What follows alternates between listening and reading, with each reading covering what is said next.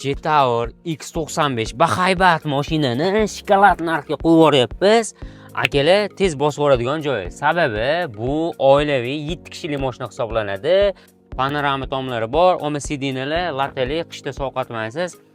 Isitish tizimlari bor.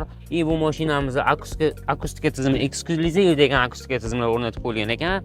Nima uchun shokolad narx deyapman? Sababi narxni 22 mingga tushirib qo'ydik.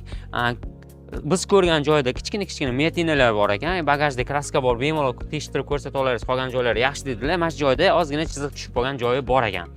Bunaqa bahaybat mashinani biz aytganlarga kichkinagina narxga sotib olish uchun Inomarka Namanganga a'zo bo'lib, like bosib, shunaqa bahaybat mashina qidirib yurgan do'stlaringizga, oilaviy mashina qidirib yurgan do'stlaringizga jo'natib qo'ying.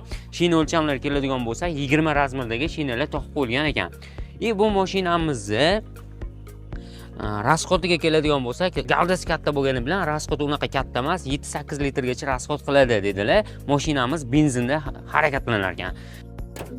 Bu X95imiz 1.6 turbina motorligi, akalar 197 ta ot kuchiga ega.